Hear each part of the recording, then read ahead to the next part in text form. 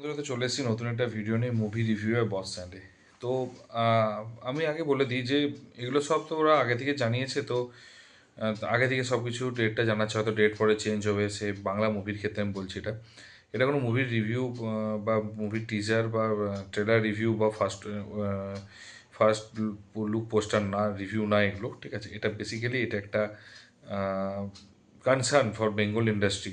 তো ফার্স্টে আমি বলবো, এইটুকু একটা ছোটো ইন্ডাস্ট্রি যার হয়তো পুরো বছরে হয়তো 100 সিআরও আসে না, 70 সিআর, 80 সিআর, এবং যার মধ্যেও কাদা ছোড়াছুড়ি এবং তার মধ্যে কিছু কি বলবো, মানে ফ্যান ক্লাবের থ্রু দিয়ে বুকিং হয়, কিছু হচ্ছে কর্পোরেট বুকিং হয়, এর মধ্যেও মানে 70 কোটির মধ্যেও 3 কোটি 4 কোটি টাকা হচ্ছে এগুলো হয়, ঠিক আছে।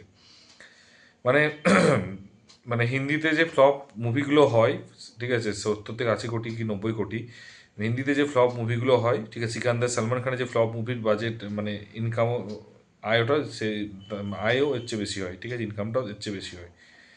তো এরপরও হচ্ছে এবছর যেটা কথা হলো যে স্ক্রিনিং কমিটির হচ্ছে ডিসিশন নেওয়া হলো, এবং তাতে বলা হলো যে আম, একটা মুভি হচ্ছে এবছর পুজোতে হচ্ছে জিদ্দার মুভি বেরোবে, ঠিক আছে। কেউ কেউ বলে বিপ্লবী, কেউ বলে ডাকাত, ঠিক আছে।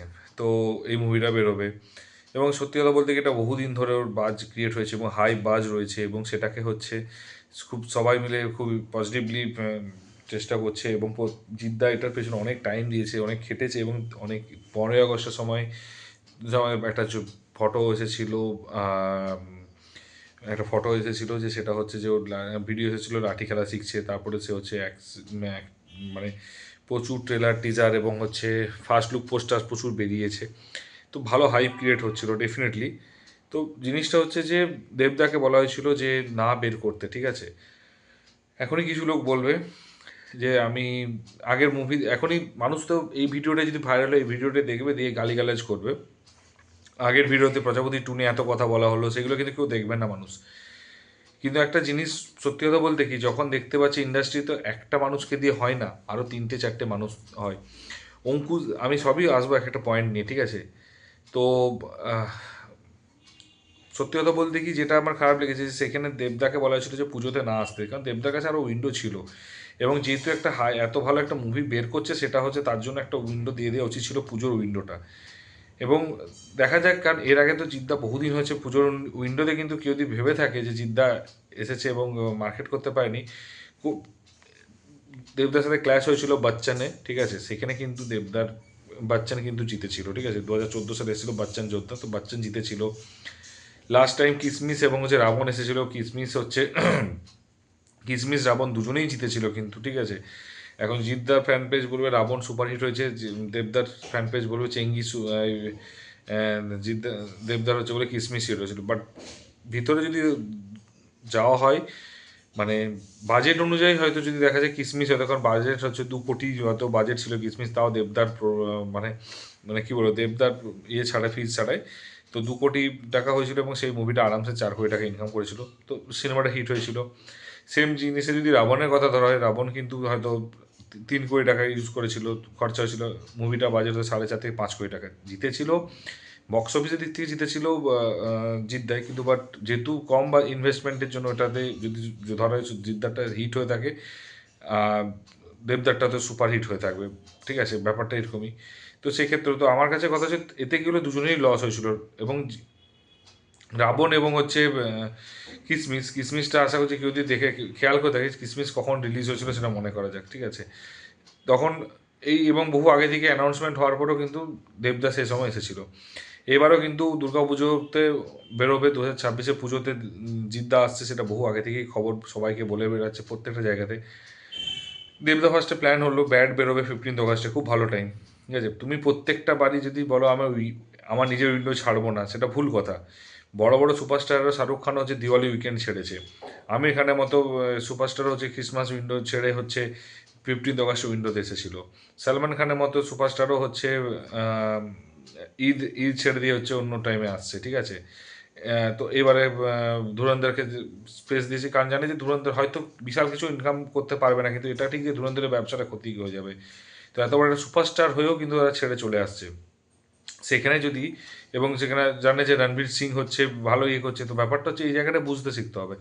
সেখানে হচ্ছে আমাদের দেবদা হচ্ছে না, আমি আমার জায়গা থেকে সরবো না, কেন সে তো ব্যাড যখন শুরু করেছিল, আরে দুর্গা পুজোতে বের করো, কালী পুজোতে বের করো, দেন তুমি হচ্ছে 25 ডিসেম্বরে বের করো।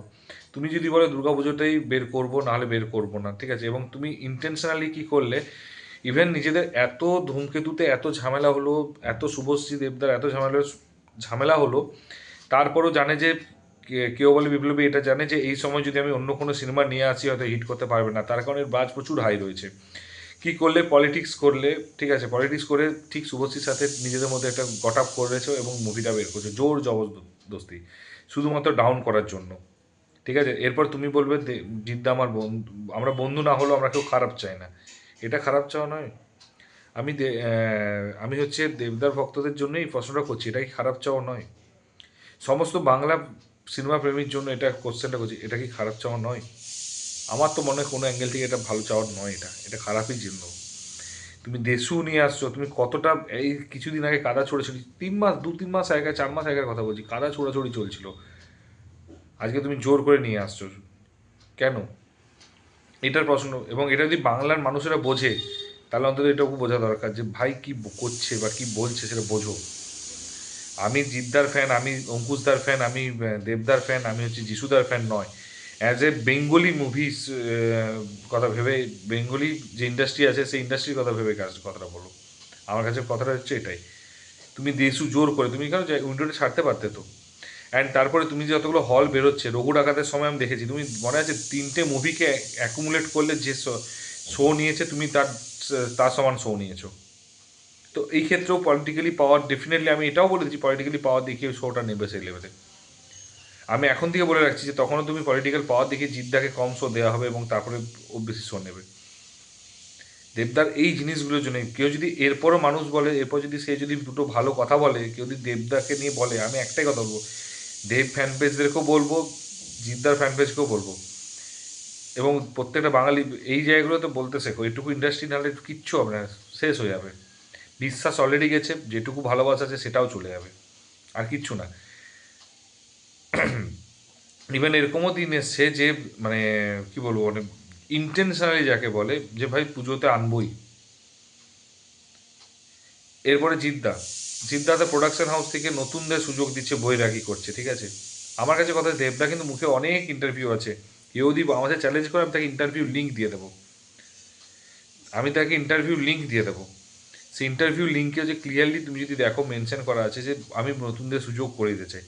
সুযোগ কি করে দিচ্ছে? আদৌ করে দিচ্ছে না। অন্তত জিদ্দা যে মানুষটা করছে সেটা ভাবো, সে নতুন, এবারে হ্যাঁ এই ভিডিওটা দেখে অবশ্যই এবারে মনে হবে, এবং এই ওইটা করে দেখেও ঠিক আছে জিদ্দা করছে তাই করছি, ইনিশিয়েটিভ তো তুমি ফার্স্টে নাওনি। ইনিশিয়েটিভ নিয়েছো নিজের সিনেমা, এবং ইনিশিয়েটিভ তুমি নাওনি। আমার পয়েন্টগুলো হচ্ছে এই জায়গাগুলোতে, ইনিশিয়েটিভ নিয়েছো, তাহলে তুমি সেইখানে কী করছো যে মানুষটার প্রোডাকশন হাউসটা বাড়লে আরও নতুনদের কত বেশি সুযোগ পাওয়া যাবে। এটা যদি বুঝতে হয়, এগুলো বলতে হয় না। অ্যাজ এ হিউম্যান বিং তুমি, ঠিক আছে। আর সত্যি কথা বলতে কি, আমি this is Y I hate politician actually. তারা হচ্ছে একটা অন্যরকম কথা বলবে ভিতরে, একটা বাইরে একটা অন্যরকম কথা বলবে, যেটা আমার সবচেয়ে খারাপ লাগে। আমি সত্যি কথা বলতে প্রজাপতি 2 যতটা খুশি হয়েছিলাম এই অ্যানাউন্সমেন্টের পর থেকে, সত্যি খুব খারাপ লাগছে যে এই ইন্ডাস্ট্রিতে হচ্ছে আমরা, বা এই জায়গায় আমরা বাস করি যেখানে হচ্ছে সালমান খান, শাহরুখ খান, অক্ষয় কুমার, অজয় দেবগন এরা হচ্ছে তার স্ক্রিন ছেড়ে দেয়, এইখানে আমরা বিলং করি। অ্যান্ড তারপর দেব ফ্যানরা চিৎকার করে বলে দেবদা বিশাল বড়, দেবদার মন খুব বড়। এটা মনটা বড়? একবার ভেবে দেখো তো, নতুনদের সুযোগ দেওয়ার কথা বলেছে, সুযোগ পাচ্ছে না। দুর্গাপুজো আসতে বারণ করা হলো যে ঠিক আছে এবারে জিদ্দার মুভি রিলিজ হোক, যদি ব্যবসা না করতে ডেফিনেটলি পরে আবার তুমি এসো, কী হলো, আসবে না। 3 নাম্বার স্ক্রিনে আমি এই ক্রিসমাসও দেখা গেছে দুটো দুটো মানে 240টা শো নিচ্ছ, আর তুমি নিচ্ছ 436টা শো। হ্যাঁ প্রাইম টাইমও কিন্তু বেশিরভাগই প্রাইম টাইম তুমি নিয়েছো। ওদের এরকম হয়েছে যে মানে 100টার মধ্যে 20টা 10-10 ভাগ করেছো ওদের প্রাইম টাইমে, বা 15 ভাগ দিয়েছো ওদেরকে, আর 70%টা নিজের কাছে রেখেছো। এই জিনিসগুলো আমি বলা ঠিক নয়, তাও বলছি। প্রাইম টাইমে শো নিচ্ছ। ইভেন অঙ্কুশদা একটা জায়গায় যখন জিদ্দার যেখানে হচ্ছে পোস্টার বেরিয়েছে, দেবদার পোস্টার বেরিয়েছে, সেখানে যে অঙ্কুশদার পোস্টার বেরোয়নি, তার যে নারী চৌধুরী বেজায় জটিল যে পোস্টারটা, সে নিজেই বললো যে প্রমোশনে তো আমাকে আরও করতে হবে। এখানে আমি সংবাদদারকেও বলবো, বাংলাকে যদি ভালোবাসো, বাংলার আগে সিনেমার, যদি বাংলা সিনেমার যদি পোস্ট করো, আগে যেটা 9 জানুয়ারি বেরোচ্ছে সেটা নিয়ে কথা বলা উচিত, তাই না? অঙ্কুশ কোনো উইন্ডো পাচ্ছে না বলে এরকম একটা বাজে টাইমে রিলিজ করছে। 25 ডিসেম্বর তুমি বলেছো আমি করবো, মানে করবো, আমি কাউকে করতে দেবো না, উইন্ডোজকে পিছিয়ে দেওয়া হয়েছে 23 জানুয়ারিতে। বুম্বাদার মতো মানুষকেও সরিয়ে দেওয়া হয়েছে 23 জানুয়ারিতে, কাকাবাবুকে। মানে একচ্ছত্রভাবে, মানে সত্যি কথা বলতে একচ্ছত্রভাবে এসভিএফ, এসভিএফ এবং হচ্ছে তোমার এসভিএফ এবং মানে পাওয়ার দেখিয়ে, এসভিএফ পলিটিক্যাল পাওয়ার দেখিয়ে তো তিনজন মিলে সিনেমা বের করছো, যে তিনজন বাকি তিনটে যে সিনেমা, তিনটে সিনেমাকে পাঠিয়ে দেওয়া হলো দূরে। এইগুলোকে খুব বাজে লাগে, এই জিনিসগুলো সত্যি খুব বাজে। তুমি অ্যাজ এ ফিল্ম প্রডিউসার হয়ে, অ্যাজ এ ফিল্ম অ্যাক্টর হয়ে এত বড় তুমি নাকি মেগাস্টার, তো তুমি একটা অন্য উইন্ডোতে আসো না। কারণ অন্য উইন্ডোতে কেন আসতে ভয় পাচ্ছ? কারণ এই উইন্ডোগুলো তো হচ্ছে অনেক দিন ছুটি পাবে, এর ফলে অনেক ফ্যান ক্লাবকে হচ্ছে বলা যাবে, এক একটা দর্শক এক একটা জায়গায় এক একটা হলে গিয়ে 20 টাকা করে টিকিট কেটে দেখার জন্য। আমি জেনারেলি কখনো বলি না, কিন্তু সত্যি কথা বলতে কি, দেবদা এই ভিডিওটার মধ্যে এটা এটা ভেবো না যে রাগ দেখানো হচ্ছে, এই ভিডিওটার মধ্যে এটা বোঝার চেষ্টা করো যে কি বলতে চাইছি। একটা উইন্ডো ছেড়ে দিলে ক্ষতি হবে না। একটা মানুষ এতদিন ধরে খাটছে, আজ 6 মাস ধরে, 7 মাস ধরে, তুমি যে 6 মাস ধরেও খাটছে, 7 মাস ধরে খাটছে, সে 7 মাসে তুমি 3 খানা সিনেমা বের করে দিয়েছো, এবং যার মধ্যে কি ইনকাম হচ্ছে সেটা তুমি জানোই। ইন্ডাস্ট্রি আজকে 12 জন একটা জায়গাতে ভোট দিয়েছে, তুমি একটা জায়গায়, তুমি একা, এদিকে তাও তুমি সিনেমা বের করছো। আমার তো 15 আগস্টে তো তোমার গত 3 বছর না 4 বছর বেরোচ্ছে, 15 আগস্টে তোমার উইন্ডো ছিল না, তো উইন্ডোটা পেলে কি করে তুমি? কেউ তো উইন্ডো ছেড়েছে তাই তুমি এসছো, কেউ তো উইন্ডোটা ছেড়েছে তাই তুমি এসেছো, তাহলে ব্যাপারটা যে তুমি মার্কেট করছো ডেফিনেটলি। আরে বাকিদের সিনেমা রিলিজ সবাই এখনই বলছে দেব, আরে ভাই একটা কথা বোঝার চেষ্টা করো, কেউ বক্স অফিসে বাড়িয়ে বলেনি, কেউ বক্স অফিস এতটা বাড়িয়ে বলেনি।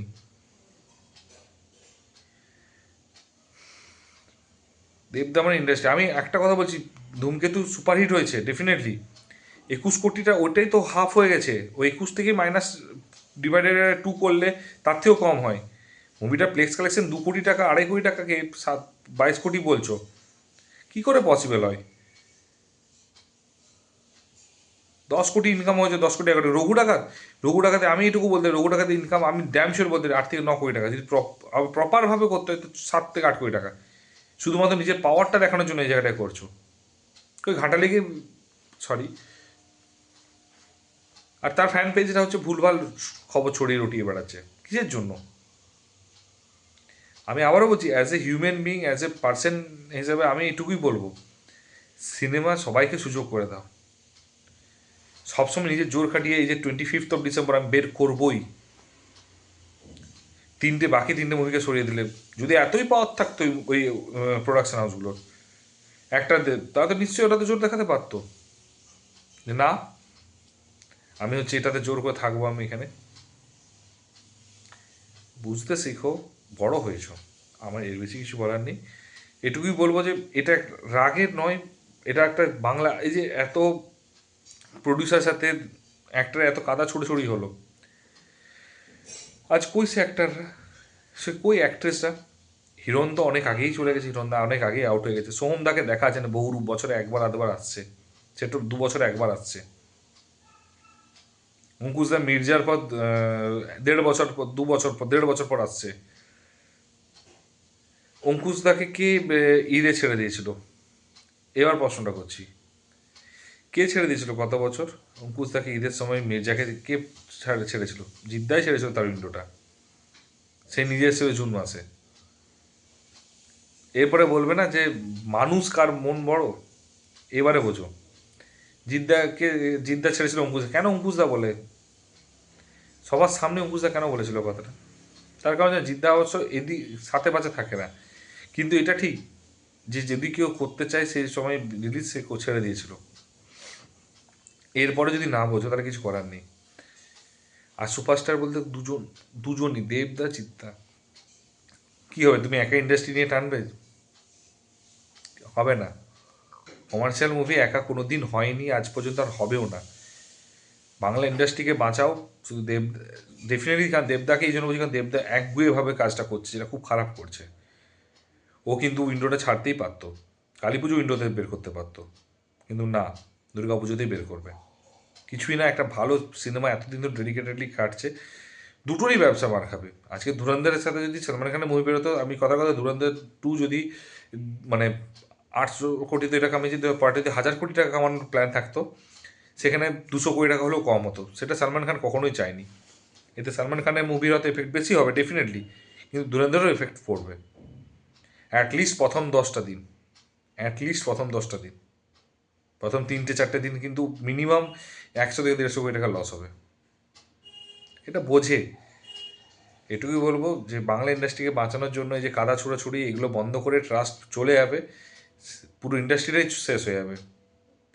তো ইন্ডাস্ট্রিকে ভালোবাসো, মানুষ স্যাক্রিফাইস করো, সুযোগ দাও সবাইকে, নতুনদের সুযোগ দাও। মুখে বলা আর কাজে করার অনেক পার্থক্য। মুখে বড় না হয় কাজে বড় হতে শেখো। যদি কোনো কথাটা খারাপ লেগে থাকে, হার্টস লেগে থাকে, আমি একটা কথা বলছি, দেবদা এবং দেবদার ভক্তদের, জিদ্দার ভক্তদের, অঙ্কুশদার ভক্তদের এবং বাংলা সিনেমার যারা ভক্ত, তাকে আমি ক্ষমা চেয়ে নিচ্ছি, কিন্তু এটাই হার্টস রিয়েলিটি। যদি তোমার তোমার মনে হয় আমি এগ্রি করো, তাহলে ডেফিনেটলি কমেন্ট বক্সে কমেন্ট করো। যদি এগ্রি না করে গালিগালাজ করো না, ডিসলাইক করে দিও, ঠিক আছে, এবং বলে দিও আমি ভুল। যদি ভিডিওটা ভালো লেগে থাকে তাহলে লাইক কমেন্ট শেয়ার করে দিও, যদি চ্যানেলে নতুন তো সাবস্ক্রাইব করে দিও। দেখা হচ্ছে পরের বাড়িতে, ভালো থাকো, take care, tata, bye by.